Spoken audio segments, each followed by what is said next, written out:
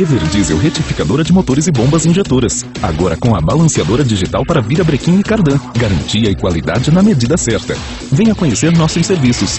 Busca e entrega sem custo adicional. Na João Goulart 1550, em Livramento.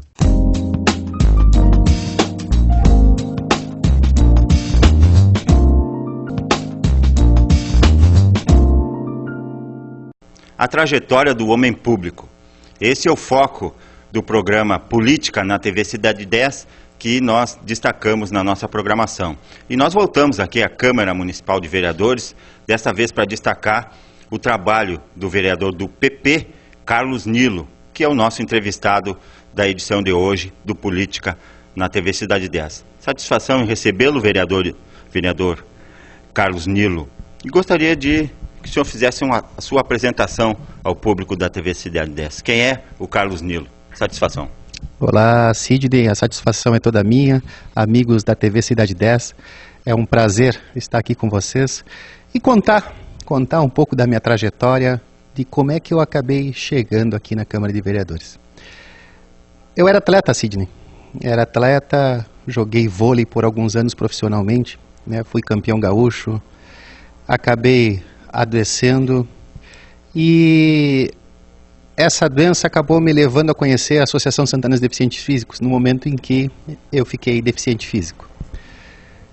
E lá na Sandef abriu um novo mundo, um novo olhar no sentido de realização de políticas públicas, aonde eu aprendi a política pública para a pessoa com deficiência, aprendi a gestão do terceiro setor, como é que ele funciona, aprendi a trabalhar dentro dos conselhos, pois quando eu fui presidente da Sandef, isso em 2004, em 2005 eu assumi a presidência do Conselho Municipal de Assistência Social e ainda presidente da Sandef. Em 2008 eu assumi a presidência do Conselho de Planejamento da cidade e nessa época eu era presidente da Sandef, presidente do Conselho de Assistência Social e presidente do Conselho de Planejamento da cidade. Esses novos olhares para a política pública, entender as leis que nos regem, entender o pensamento da sociedade santanense, principalmente, porque quando fui presidente, eu fui o primeiro presidente do Conselho de Plano Diretor da cidade de Santana do Livramento. Nós fizemos 364 reuniões em todos os bairros de Santana do Livramento, com toda a comunidade santanense, para saber o que ela queria dentro da área específica do plano diretor, que foi dividido em várias áreas: assistência social, saúde, educação, projetos urbanísticos, com todos os arquitetos, com todos os engenheiros da cidade, a ZEA, o CREA, Prefeitura Municipal, envolveu todos os segmentos da cidade e formamos um grande conselhão em Santana do Livramento. E o nosso projeto foi elogiado no Rio Grande do Sul como um dos 6 melhores do estado do Rio Grande do Sul. Ficou as nossas reuniões realizando o plano diretor de Santana do Livramento, perguntando para a sociedade como é que ela quer, como é que ela enxerga a sua cidade, o que queremos para a cidade daqui a 10, 20, 30 anos, e não só no agora. O plano diretor nos dá um pouco dessa visão de futuro, de que cidade a gente quer. Certo dia, estava na minha casa tomando chimarrão e aparece um grande amigo de infância que há muitos anos não me visitava, me convidando para vir para a política.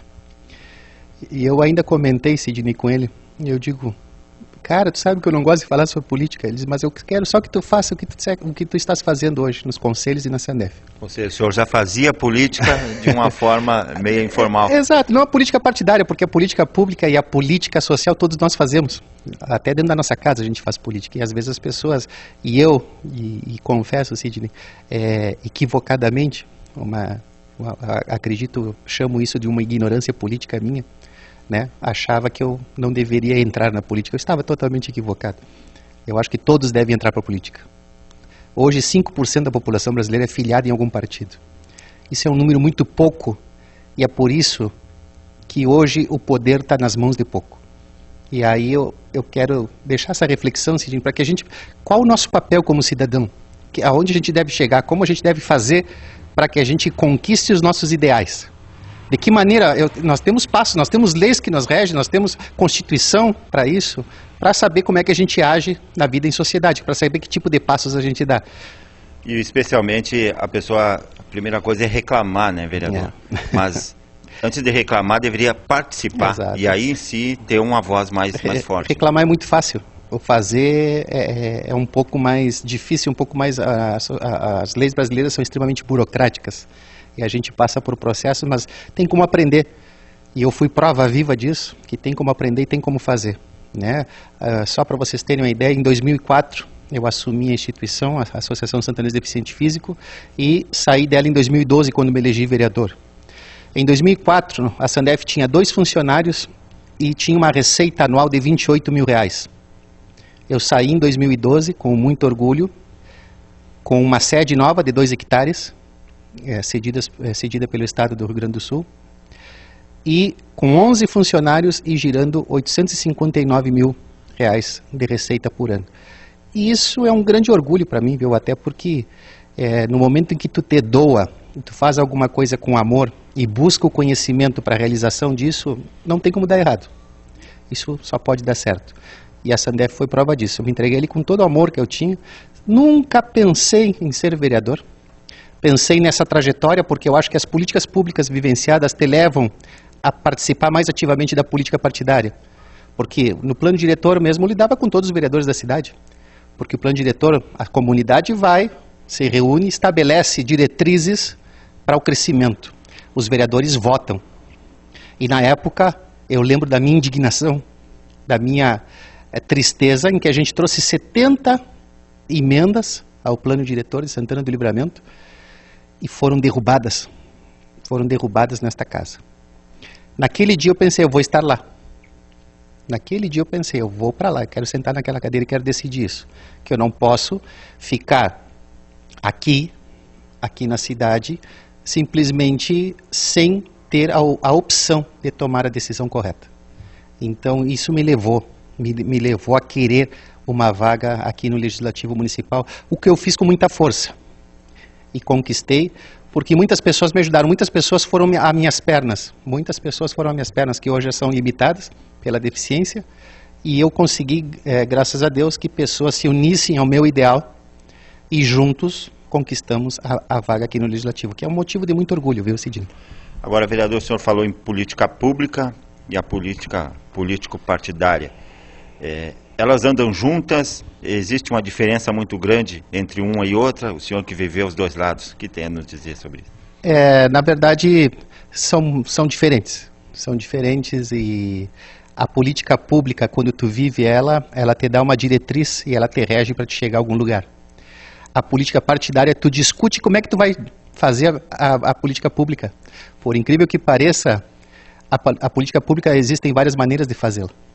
E o partido e as discussões internas dentro de um partido te levam à condução de que maneira que tu vai aplicar e regê-las, né? Então, eu vou dar um exemplo disso. Aqui como vereador, a gente faz leis, a gente fiscaliza o executivo, a gente emenda leis do executivo, enfim, essas são atribuições básicas e fundamentais do vereador, a fiscalização e legislar. No momento em que tu vai para um partido, no partido o que acontece? Eles fazem eleições internas para escolher só o seu diretório, dentro do seu diretório fazem eleições para escolher quais são os candidatos a vagas de vereadores, candidatos a vagas de deputados, enfim. Se discute mais a maneira de chegar ao poder. E estando no poder, tu faz e pratica e legisla sobre as políticas públicas. Então essa é uma diferença bem essencial, que é bom que quem está nos assistindo entenda, porque eu não tinha isso bem claro.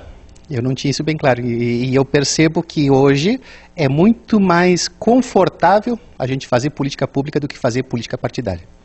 Perfeito, o senhor falou em projetos, em emendas, e esse vai ser o assunto no próximo bloco, aqui no Política, na TV Cidade 10, com o vereador Carlos Nilo. Casa das Alianças, a sua visão perfeita ao seu alcance. Uma infinidade de opções em joias, óculos e relógios das melhores marcas para você presentear em todas as ocasiões. Agora, a tradicional Casa das Alianças é a sua ótica, com profissionais cuidando de seus olhos com muito carinho. Aceita todos os cartões de crédito. Casa das Alianças em 2 endereços para melhor atender seus clientes. Rua Silveira Martins 629 e Rua Manduca Rodrigues 716. Telefones 3242-2674 e 3242-1311.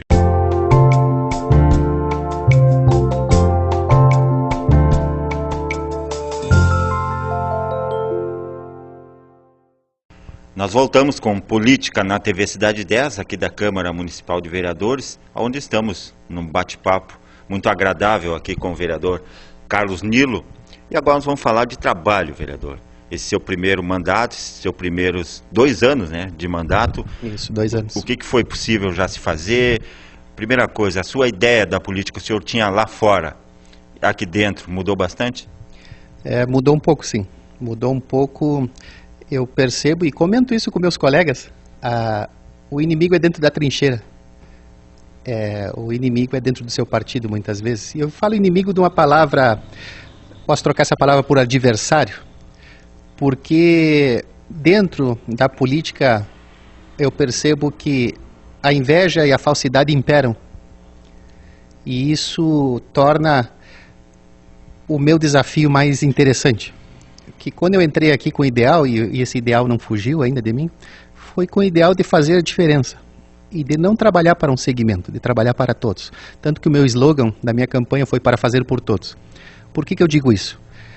A segmentação da política pública dentro da sociedade, e quando eu falo isso eu falo em criança, adolescente, política pública para mulher, política pública para o idoso, política pública para pessoa com deficiência, enfim, toda essa gama de políticas públicas se esquecem da sua nascente, e a origem dos problemas está sempre na nascente, é a família. Qual é a política pública para a família, eu pergunto? Nós não temos. Por quê? Porque nós dividimos a família em segmentos. E no momento que a gente divide a família em segmentos, tu nunca vai atingir o cerne da questão que é a família. Tu pode, sim, fazer a política pública para a pessoa com deficiência, que faz parte de uma família, o idoso faz parte, a mulher faz parte, a criança faz parte. Mas, enfim, como é que eu fortaleço os laços familiares se eu segmentei toda ela? Eu fiz um quebra-cabeça aonde, para montar ele, eu perdi algumas peças no meio desse caminho. Então, eu acho que a gente deve repensar a política. E aí que eu entro que a reforma política urge no Brasil. Ela urge. O nosso sistema está falido. O sistema político brasileiro e a sua administração pública na maneira de fazer está totalmente falido. Nós precisamos repensar a nossa maneira de administrar e de fazer política. E esse processo, eu não quero me furtar de estar fora, viu, Sidney? Não quero me furtar, porque eu acho que é um processo de recuperação. É um processo de o que eu fiz de errado lá atrás. Porque alguém planejou tudo isso que está acontecendo hoje. E a gente somente vive. Quando é que nós vamos replanejar isso? E a desburocratização, uma palavra difícil, hoje é um grande problema, né? A burocracia na política, né, vereador? Impede, especialmente o vereador, né, de fazer um projeto e esse projeto ter uma sequência e a prática dele, logo quem vive a dificuldade veja o resultado do trabalho, né? É isso mesmo. Eu vou dar um exemplo para os amigos que estão assistindo. Eu tive o prazer de fazer dentro do nosso gabinete uma cartilha de autismo. Quando eu pensei em fazer a cartilha de autismo, e foi por um pedido de uma mãe que me parou na rua, na frente de um colégio de crianças e me disse: Nilo, eu tenho um filho autista e não temos políticas públicas para o autismo. Eu não tinha conhecimento disso. E resolvi estudar um pouco. Ela me pediu em janeiro de 2013, quando eu entrei aqui. Eu fiz a cartilha, nosso gabinete montou ela em novembro de 2013. Quase um ano estudando e sabendo como é que era a política do autismo. Para minha surpresa, a cartilha do autismo, que era para ser de Santana do Livramento, eu fui fazer um pedido na Assembleia Legislativa do Estado do Rio Grande do Sul para que imprimissem ela para mim distribuir aqui em Livramento. Para minha surpresa, o Estado do Rio Grande do Sul não tinha uma cartilha do autismo. Aonde, lá dito pelo presidente da Assembleia na época, o deputado Pedro Westphalen, disse: Nilo, posso pegar emprestada a tua cartilha e torná-la do Estado do Rio Grande do Sul? Eu digo: olha, vou ser bem franco, presidente, se o senhor quiser, faça-o. Só não deixe de dizer quem fez. Ele jamais faria isso. E aí imprimiu, foi para a Comissão de Saúde da Assembleia, a Comissão de Saúde aprovou e imprimiram a cartilha do Estado do Rio Grande do Sul, onde na primeira página diz que foi um vereador de Santana do Livramento, que coloca meu nome, dizendo quem foi o idealizador dessa cartilha. Isso é um motivo de muito orgulho, viu, Sidney? Muito orgulho porque é um trabalho de um vereador de Santana do Livramento que abrangeu o estado inteiro e hoje está em todas as cidades do estado do Rio Grande do Sul, porque eu visito muitas APAES, visito muitas associações de deficientes no estado e para minha surpresa, quando eu chego, sempre tem uma cartilha em cima da mesa. Isso é motivo de orgulho E quando eu me deparei com a política pública para o autista, a síndrome do espectro autista, em 2012, foi aprovado a Política Nacional do Autismo, sendo que é uma lei que reconhece o autismo em 1970 e a política pública foi aprovada em 2012. A política pública diz o quê? Todo autista é considerado pessoa com deficiência. Pronto.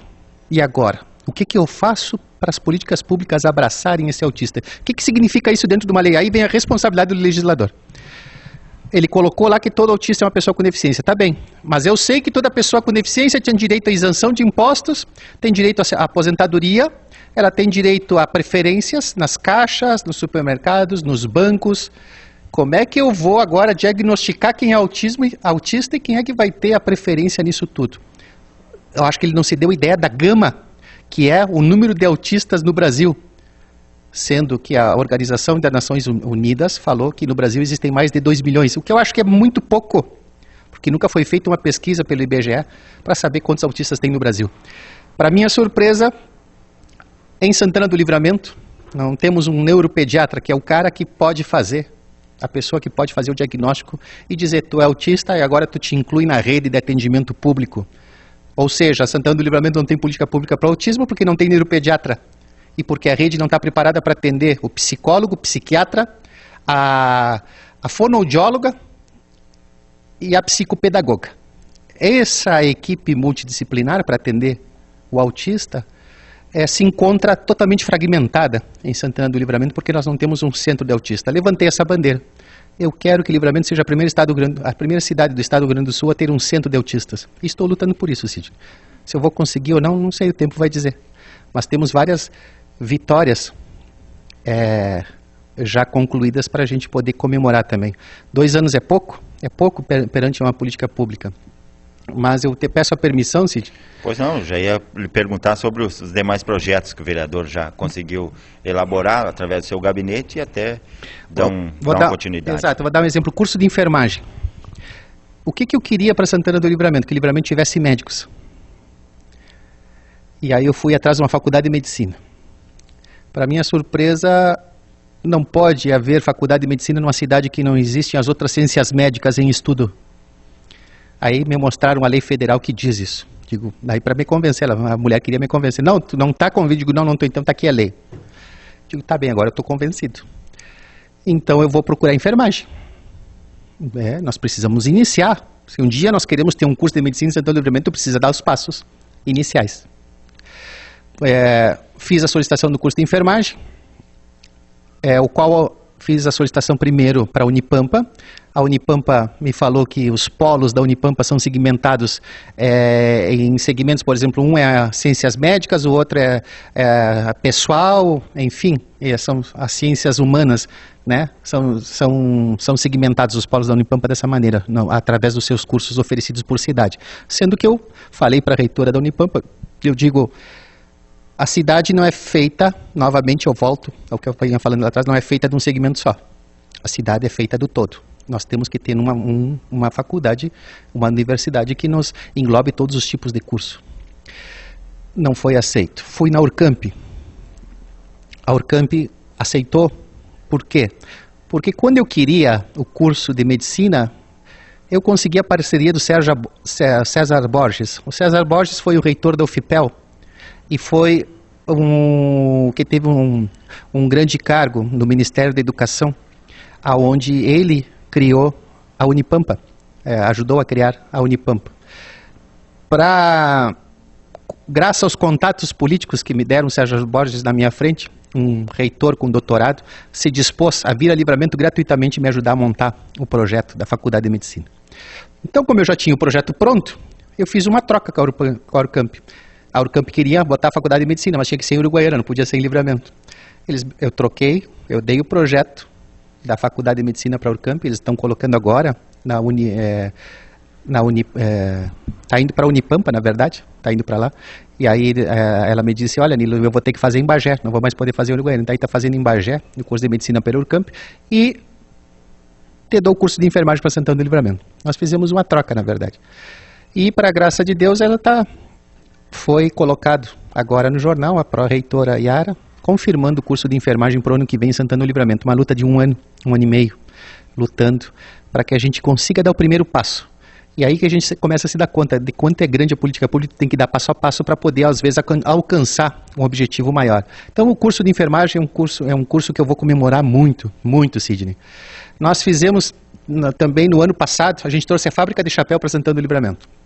A Fábrica de Chapéu era uma empresa que estava em Santa Catarina, queria vir a Santana do Livramento. Não sei por que entraram em contato comigo por telefone, ligaram para a Câmara, e eles disseram, olha, eu preciso de um local para me instalar em Santana do Livramento. Fui atrás, descobrimos um local no berçário industrial que estava todo quebrado, danificado lá, sem uso. Falamos com o vice-prefeito, que já que o prefeito não nos recebeu, mas o vice nos recebeu. E, na verdade, daquela maneira que estavam, a prefeitura emprestou para a fábrica de chapéu se instalar. A fábrica de chapéu colocou vidros, fez toda a limpeza no local, refez o banheiro que estava todo quebrado. E começou com 3 funcionários, isso foi em 2013, nós estamos em 2014, ela está com 8 funcionários. Está vendendo aí para Mato Grosso, São Paulo, Paraná, Santa Catarina, chapéus com o selo de Santana do Livramento, que é um motivo de muito orgulho também, que às vezes são ações pequenas de uma pessoa que queria ver, mas infelizmente alguns gestores municipais não se preocupam com dar a geração de emprego e renda, e simplesmente, se tu quer, tu pega. Essa maneira com desleixo de tratar nossa cidade é que leva ela a estar aí hoje dando tapa em moscas, muitas vezes, por não haver alguém interessado no desenvolvimento do nosso município. Tivemos também uma emenda na lei do CISPREM que garante o pagamento para manutenção do CISPREM ao funcionalismo público. Por quê que eu digo isso? Todos os anos vem para a Câmara de Vereadores o parcelamento da dívida do CISPREM, que a gente sabe que é uma dívida que chega a 80 milhões de reais. Então, no ano de 2013, a gente parcelou em 240 vezes, autorizamos aqui na Câmara o reparcelamento em 240 vezes. E, para minha surpresa, no início de 2014, eu fiquei sabendo que não foi pago nenhuma parcela do reparcelamento que a gente aprovou aqui na Câmara de Vereadores. Aí eu perguntei, nós estamos o quê? Nós estamos fazendo papel o quê? De idiota aqui dentro? Por que existe um poder para aprovar se o outro não cumpre? Consegui fazer uma emenda no CISPREM que diz: o não pagamento da parcela da dívida do CISPREM poderá ser retirado o dinheiro do valor do Fundo de Participação dos Municípios, dinheiro que vem do governo federal para os municípios. Ou seja, no momento em que a parcela atrasar, a lei permite que tu, lá no CISPREM, entre com a ação para tirar e trancar o valor do Fundo de Participação dos Municípios e ir direto para o pagamento da dívida do CISPREM.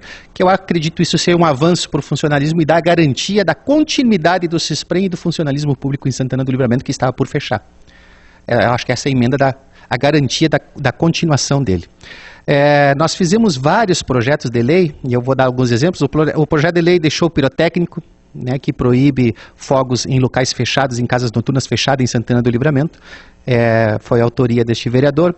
O projeto de parceria pública e privada para cuidar de praças e colocar as academias ao ar livre em Santana do Livramento, ou seja, não deixar só também na mão do poder público, e sim fazer parcerias com empresários locais que têm interesse em manter a sua cidade mais limpa também.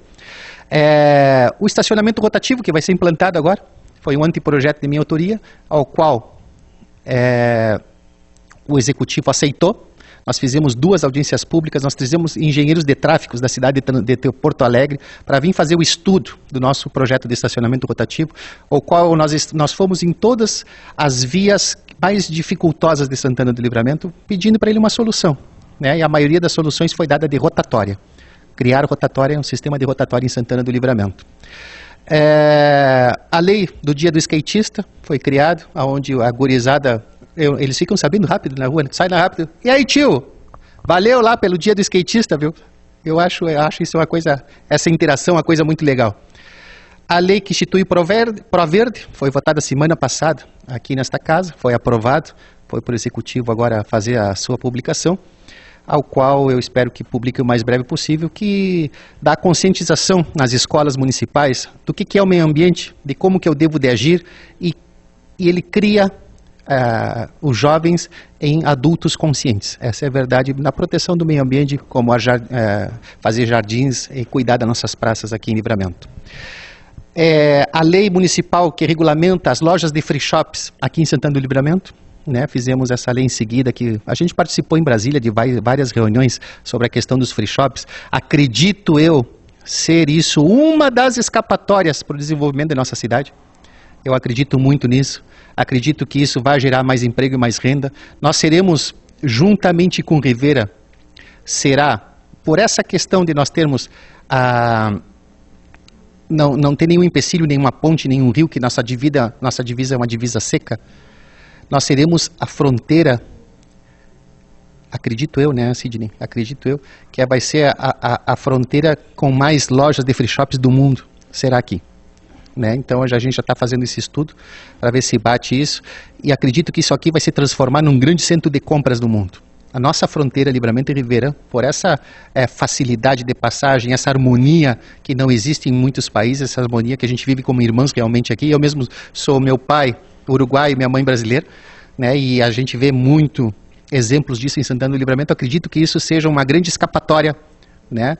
Para nós não só ajudarmos a pagar a nossa dívida pública, que chega hoje a 120 milhões, para uma arrecadação que o município arrecada 130 por ano, 130 para uma dívida de 120. É quase que eu digo, fecha as portas e vai embora. Mas não, nós temos que achar situações que viabilizem a vida do santanense nessa fronteira. Eu teria muito mais para falar, mas eu acho que o nosso tempo fica um pouco curto.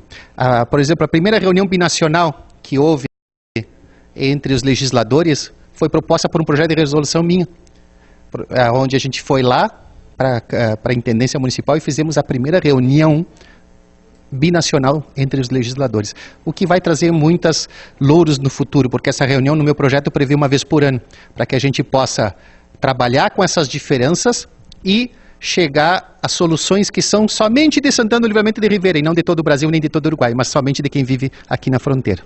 Agora, o senhor tinha uma lista muito grande, com certeza, sinal que o seu gabinete trabalha muito, mas 3 assuntos fundamentais: geração de emprego, né, saúde e a questão dos portadores de deficiência. São 3 bandeiras que o senhor levanta. Isso. E para essa cidade aqui são questões fundamentais. Eu gostaria de agradecer, infelizmente o nosso tempo acabou, agradecer a sua atenção e principalmente êxito nos outros 2 anos de mandato, que sejam tão produtivos quanto esses 2 primeiros. Eu que agradeço, Sidney, agradeço a ti e todos os amigos da TV Cidade 10, que está aí conosco, todos os nossos ouvintes, e eu espero estar junto em seguida novamente com vocês, mostrando novos projetos e quem sabe a gente consiga juntos, porque ninguém faz nada sozinho, sair do ostracismo aqui em Santana do Livramento. Obrigado, vereador. Com o vereador Carlos Nilo, um pouco da sua história, o seu trabalho aqui na Câmara de Vereadores, nós encerramos mais uma edição do Política na TV Cidade 10. Uma TV sem fronteiras, valorizando o que é nosso.